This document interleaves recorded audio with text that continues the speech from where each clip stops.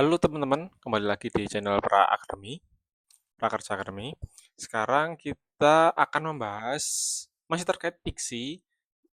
Kemarin kita sudah menjelaskan terkait produktivitas tanam, kemudian sarana penunjang OP.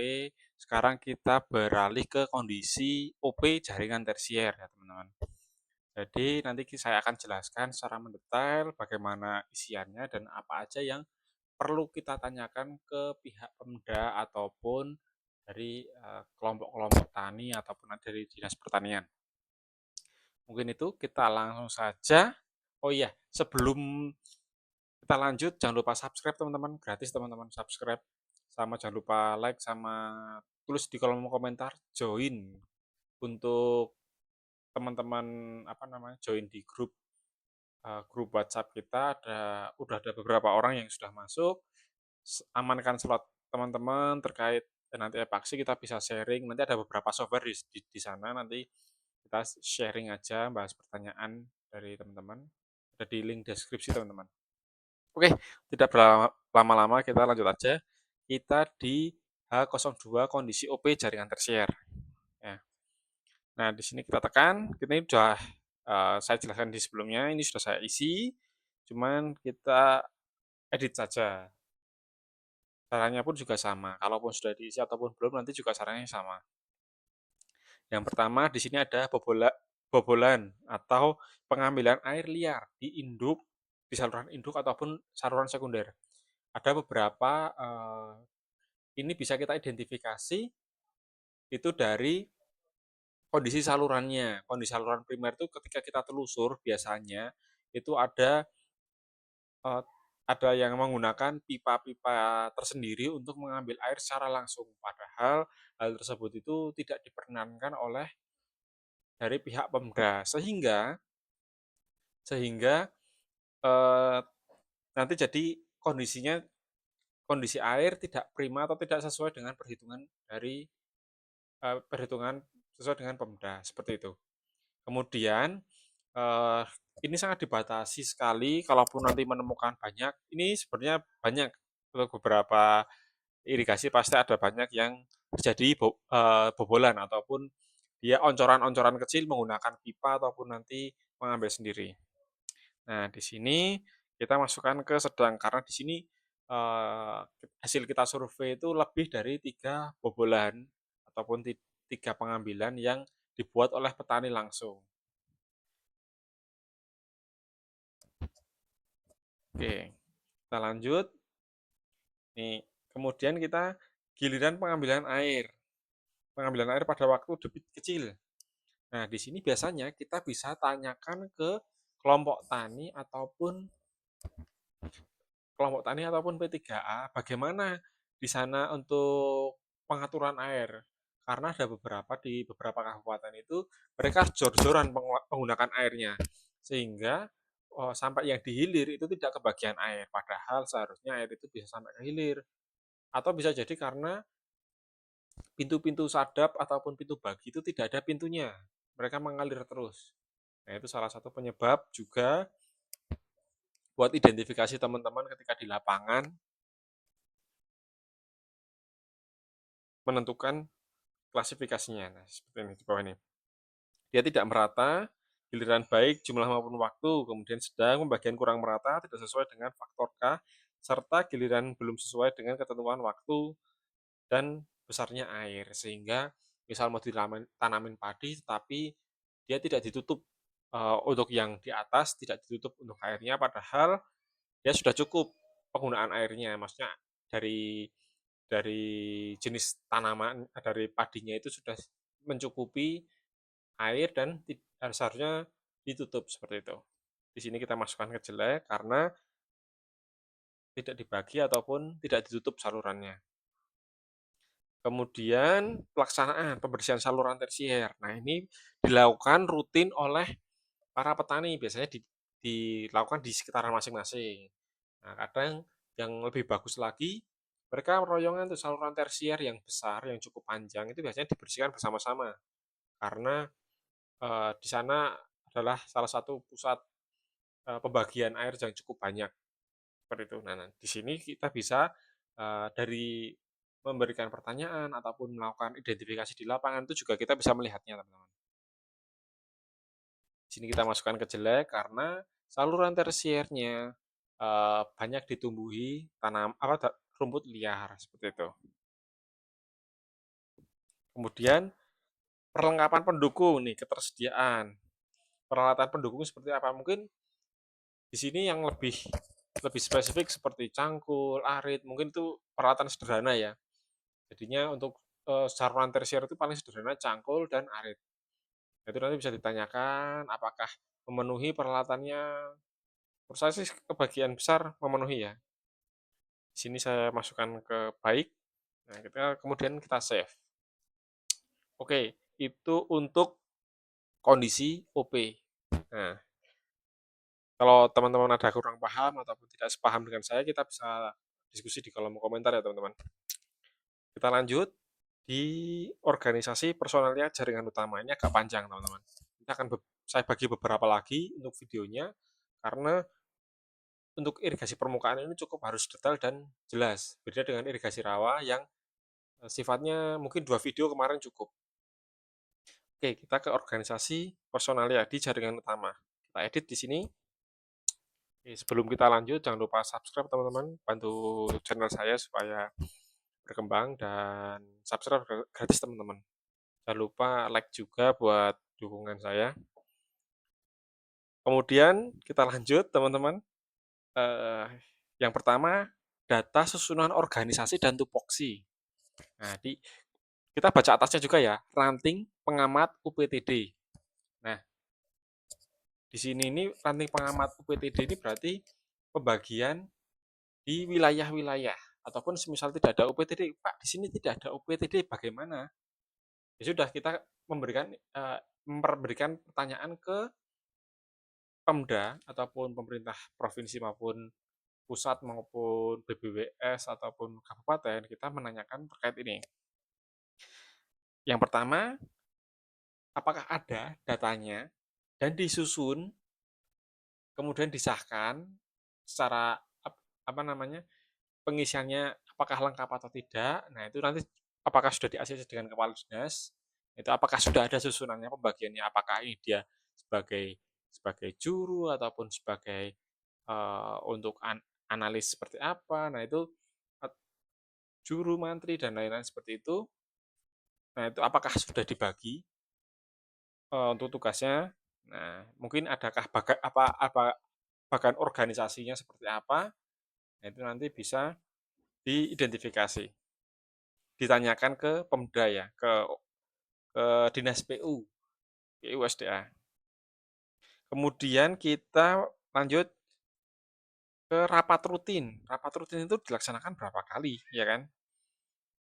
Apakah sesering itu untuk pengamatan rapat membahas tentang operasi pemeliharaan? Apakah saling sharing? Adakah tidak kesepakatan? Apa kurang paham? Nah, nanti bisa ditanyakan. Atau bisa dilihat dari intensitasnya. Oh, kita 1 bulan sekali 2 kali rapat. Oh, berarti termasuk intensitasnya sering, ya kan? Ataupun seminggu sekali, itu juga bisa. Ataupun sebulan sekali. Nah, itu atau setengah setengah tahun sekali, itu sangat jarang. Maksudnya termasuk sedang, ya kan? Bisa diklasifikasikan seperti itu, teman-teman. Oke, kita lanjut. Data susunan organisasi dan tupoksi. Ini juru mantri pengairan ya. Tadi UPTD, sekarang juru mantri pengairan. Ini hampir sama seperti tadi. Bedanya dia di juru dan mantri pengairan. Nah, di sini apakah sudah ada juru mantrinya? Tadi UPTD kalau dibagi kita tulis jelek kan tadi untuk pengamat. Sekarang kita juru mantri. Juru mantri di sini bagus untuk pembagiannya untuk tiap DI-nya. Kemudian juru mantri kehadiran rapatnya bagaimana? Nah, ini ada kriterianya. Apakah menghadiri secara rutin, apakah dan melaksanakan perbaikannya, operasi pemelnya seperti apa. Nah, itu nanti bisa ditanyakan. Apakah berjalan, Pak? Tanggung jawabnya ataupun tugas-tugasnya dikerjakan oleh juru mantrinya di lapangan. Seperti itu. Kemudian kita lanjut susunan organisasi dan tupoksi. Nah, di sini susunan organisasi dan tupoksi. Nah, kita lihat ya. Data susunan organisasi dan tupoksi itu ditanyakan apakah susunannya sudah ada, kemudian tenaganya apakah terisi, apakah apa namanya seperti tidak kekurangan personil ketika kita melakukan pengelolaan air seperti itu. Nah, ini kinerja aspek organisasi dari pihak OP-nya seperti gimana? Kita lihat aspeknya ya. Apakah sudah melaksanakan tugas, juru, dan dengan sesuai manual OP yang sudah disediakan? Ini juga nanti berkaitan, teman-teman.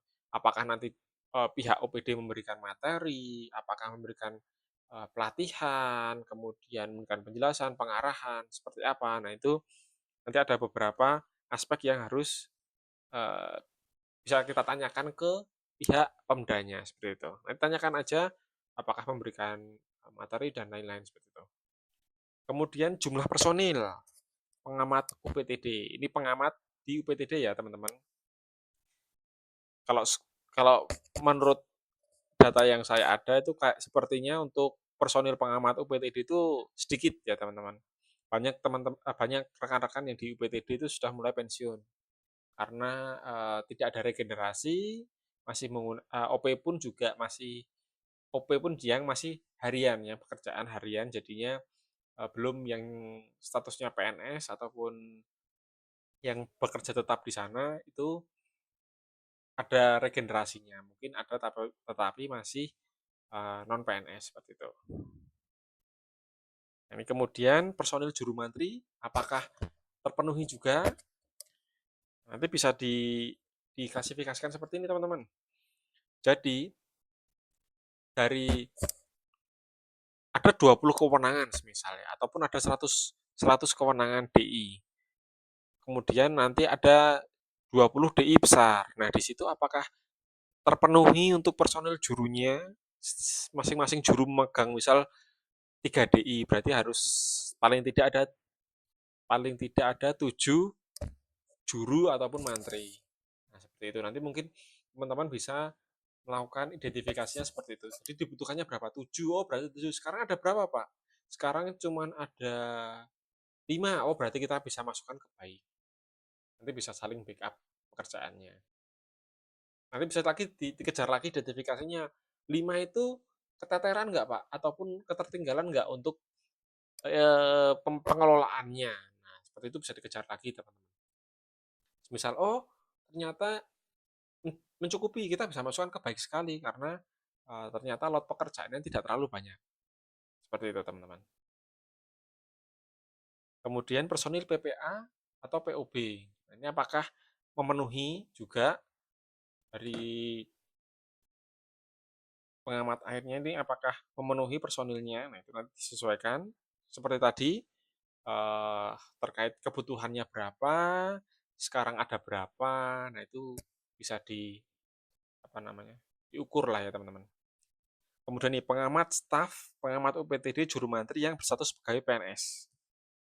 Ya, seperti tadi yang saya bahas di wilayah itu, di kabupaten itu sudah kekurangan PNS dengan status di juru mantri ataupun di UPTD itu sudah mulai sedikit.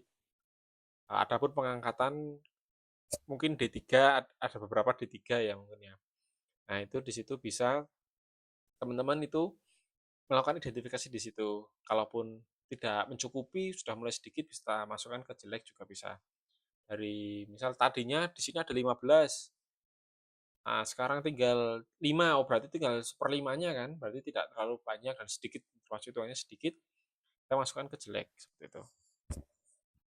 Kita next.